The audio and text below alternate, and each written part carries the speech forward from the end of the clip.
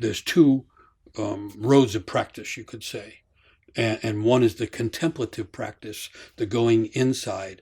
And strangely enough, that was called the nay path, the path of no. And that says, I'm not responding. I'm not responding to the outside, like in Zen, not this, not that, no, until getting to the still point. And then its opposite complementary is the road of yay, the road of saying yes to everything. That's the road of the creative arts, in a sense. And so one is more engaged with the dance of life and the and pouring imagination into all kinds of creative projects than the other. I think I would see it that most people are called to both roads. And so to imagine the contemplative as separated fully from the creative is also to misunderstand what's going on. And this is an important idea. So let's see. Here's a place I go with it. I'm just trying to think of how to make it simple. So if you get the yin yang symbol, one of the shapes is dark and there's a white spot in the middle, and the opposite is white with a black spot in the middle. So if you follow contemplative practice, emptying out, when you get all the way through, there's a spark of creation, the fullness inside the emptiness.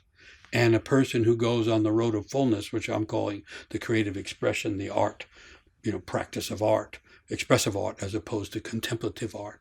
And a person is out there in the world doing things and feeling things and making things, and then they come to the spot of quietness that is essential in making art as well.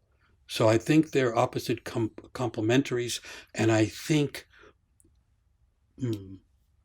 initiatory paths are not predetermined. So I think if someone says, well, I'm a contemplative and that's the way it is, they may miss something that's trying to find them. They may miss another hand of the divine that's trying to touch them.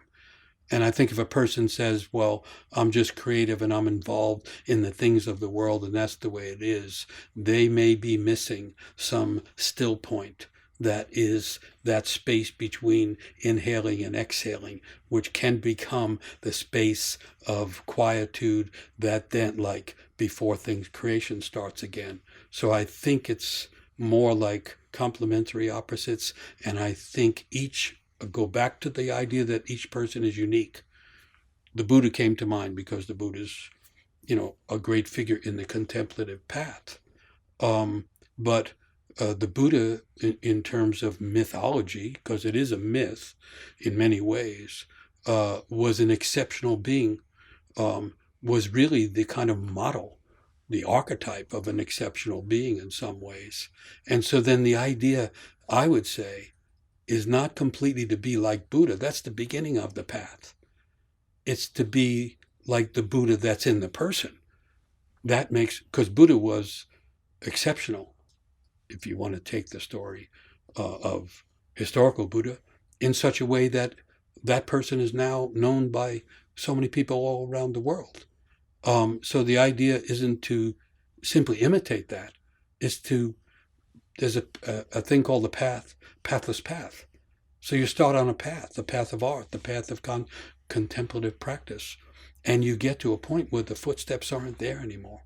And then a person has to take their own footsteps, and then they're actually being like the most creative person. They're being like the Buddha or the most contemplative person. I hope that makes sense. I think it's way more woven than separated.